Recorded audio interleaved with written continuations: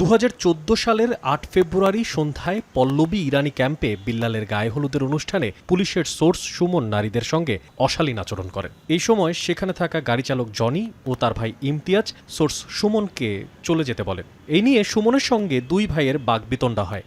এক পর্যায়ে সুমনের ফোনে পুলিশ এসে দুই ভাইকে ধরে নিয়ে যায়। এক পর্যায়ে পুলিশ হেফাজতে নির্যাতনে জনির অবস্থার অবনতি হয়। অবস্থা খারাপ হলে তাকে ঢাকা মেডিকেল কলেজ হাসপাতালে নেওয়া হয়। পরে চিকিৎসক তাকে মৃত ঘোষণা করেন। ভাই ও সন্তান হারানোর বিচারের দাবিতে প্রায় এক যুগ আদালতে ঘুরেছে পরিবারটি।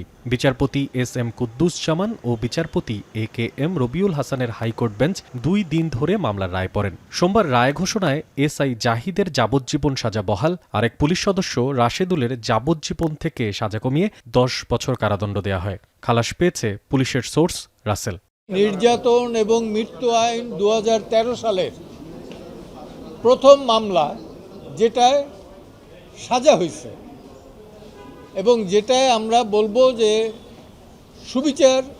বিচার অন্তত পাইছি, তো এটা যে কত বড় দুর্বিষহ। 14 সালের ঘটনা, আজকে 25 সাল, এখনও এটা চূড়ান্ত হয় নাই। হাইকোর্ট পর্যন্ত চূড়ান্ত হয়েছে।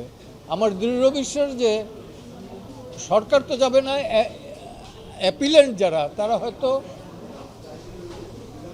আপিল বিভাগে যেতে পারে। গেলেও আমার দৃঢ় বিশ্বাস এখানে আমরা জয়লাভ করব। তবে মামলার রায়ে শতভাগ সন্তুষ্ট নন নিহত জনির পরিবার।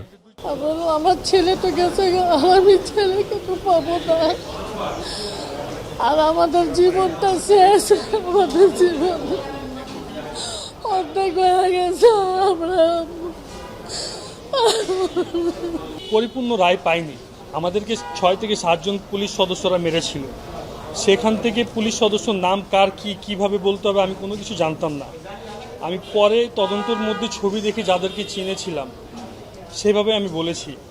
একজন পাবলিক মারলে তাকে চেনা যায়, পুলিশ সদস্যদের নাম না জানার কারণে এখান থেকে 8-10 জন পুলিশ সদস্য বেঁচে গিয়েছে। 2013 সালের আইনে পুলিশ হেফাজতে মৃত্যু নিবারণ আইনে প্রথম মামলার প্রথম কোনো রায় এটি। দণ্ডিতদের মধ্যে তৎকালীন এএসআই কামরুজ্জামান শুরু থেকেই রয়েছেন পলাতক। অন্য আসামি সুমন সাজা শেষ করে কারাগার থেকে মুক্তি পেয়েছেন। মশিউর অনিক, এখন, ঢাকা।